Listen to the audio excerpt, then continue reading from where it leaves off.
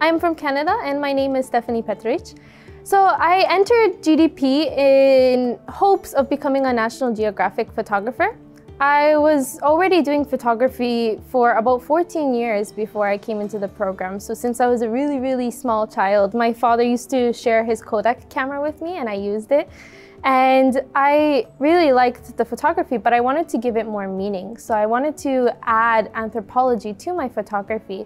And I looked up courses in Japan because I already studied Japanese for 7 years at that time. And I thought, why not go in a program that teaches in English, but you can still have the opportunity to learn Japanese, speak Japanese in the country, and then also combine the anthropology with my photography. So that was my initial purpose of joining GDP.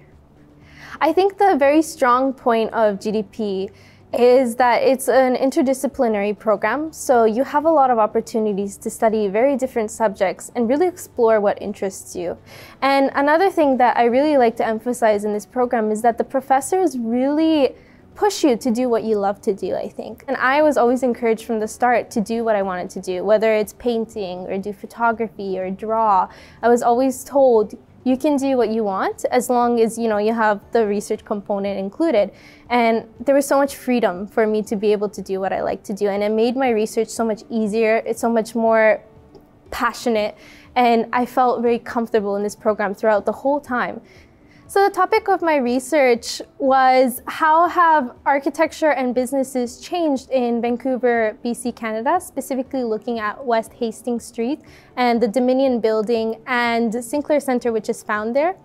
And what I did to explore the architectural differences and the business changes was using photography. So I used photography to show how buildings have been seen back in the early 1900s, and then I made a timeline of archival photos and my own personal photos and compared how these buildings have changed. So photography is a very powerful tool in research because it can show the differences to you. It's not just writing which you have to interpret, but you can interpret a photograph much easier when it comes to visual differences. So I created the Hastings environment in the gallery so people can walk through Hastings Street themselves and see these differences and interpret the differences according to their own experiences, own opinions, and own perceptions. I was born in Canada, I lived in Canada, but I grew up in a Serbian community because my parents are Serbian. And so I actually didn't speak English for the first 4 or 5 years of my life. My parents tried to teach me English, but they didn't speak English well themselves.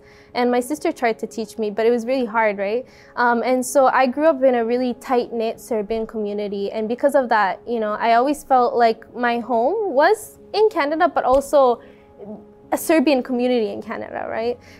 Actually, my ethnic background of being Serbian highly affects my career choice.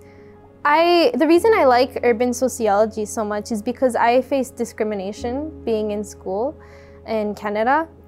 Canada is seen as a multicultural country, but in reality, there is a lot of racism, discrimination, gender discrimination as well that goes on constantly. I didn't feel like I belonged in the environment, and that's why I was also tight-knit to my Serbian community always, because I felt like I belonged there the most, people accepted me the most. And so that's when I started to gain an interest since a young age into the whole discrimination and stereotype subject, because I wanted to see why that happens. And when I was in university, I got the opportunity to explore that in greater depth.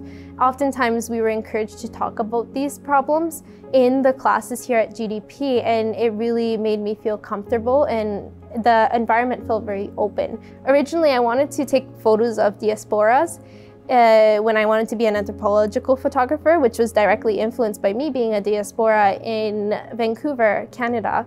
But I changed that to street photography, but street photography also exposes these differences. The point of street photography is it exposes issues with society and some things that we overlook. And so yes, I might not be showing the discrimination stereotypes against Serbian people through the street photography, but I can show it against anybody, right? How it occurs in daily society. Because at the end of the day, I feel like it's almost selfish to just focus on myself. I want to help the world see these issues that are occurring in society on a daily basis.